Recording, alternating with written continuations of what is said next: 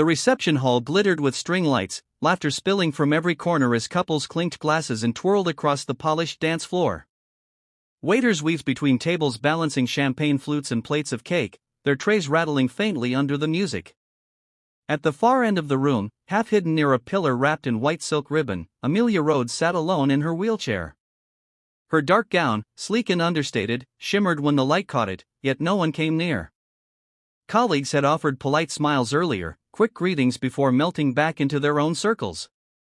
Old acquaintances passed her with nods, but none lingered.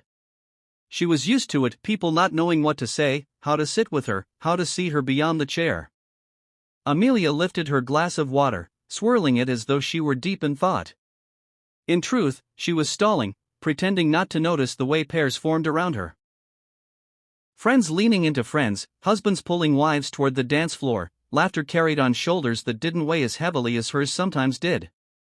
She had conquered boardrooms, negotiated contracts worth millions, but here, at a wedding where love and companionship took center stage, she felt strangely small. She tried to smile, to convince herself solitude didn't sting. Yet as the bride and groom spun together at the center of the floor, radiant in each other's glow, Amelia's gaze dropped to the empty chair beside her. She let out a slow breath and whispered to herself, "You're fine. You're used to this." Still, her fingers tightened around the stem of the glass, betraying the loneliness she worked so hard to hedo everyone else. Daniel had been leaning against the wall near the dessert table, watching his daughter giggle with a group of kids piling too many cookies on their plates. Weddings always made him feel a little out of place, too polished, too formal for the life he lived most days. But when his gaze drifted across the room, he noticed her. A woman in a sleek black gown, poised yet solitary, sat by herself at the far end of the hall. The soft light glinted off the wheels of her chair, but what caught his attention wasn't the chair, it was the way she held herself. Straight-backed, calm, a polite smile fixed on her lips while her eyes flickered now and then toward the dance floor. He recognized that look, he'd worn it himself more times than he could count. A mask of composure covering the ache of being left on the sidelines. Something stirred in him, a mix of empathy and boldness he didn't usually feel. Adjusting the knot of his tie, he walked across the hall, weaving past laughing guests and half-empty glasses. Each step made him second-guess, what if she wanted to be left alone?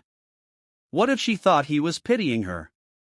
But when he reached her table, the doubt fell away. "Hi," he said, his voice gentle but warm. "This seat taken?" She looked up, startled, her practiced smile faltering for just a second. "No," she said, almost cautiously.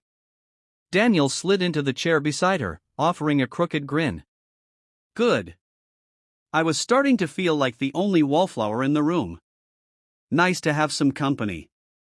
For the first time that night, Amelia's smile reached her eyes. He hadn't asked about the chair. He hadn't stumbled through awkward sympathy. He'd simply treated her like someone worth sitting beside. And for reasons she couldn't quite explain, she found herself relaxing, her fingers loosening on the stem of her glass. Clara woke early the next morning to the sound of roosters crowing and boots crunching outside. She peeked through the small window of her room and saw Samuel already hard at work, carrying tools over his shoulder. The cottage looked humble enough, but there was something about the way he moved, purposeful and unhurried, that made her wonder. Later, when he asked her to walk with him to the edge of the property, she followed reluctantly, expecting a few small fields and maybe a pen of livestock. But as they crested a low hill, her breath caught. Before her stretched row upon row of fields glowing gold in the sun, their edges vanishing into the horizon. Orchards heavy with fruit lined the valley, and herds of cattle dotted the distant hillsides like moving shadows. All of this, she whispered, her voice barely carrying. Samuel glanced at her, the corners of his mouth lifting slightly.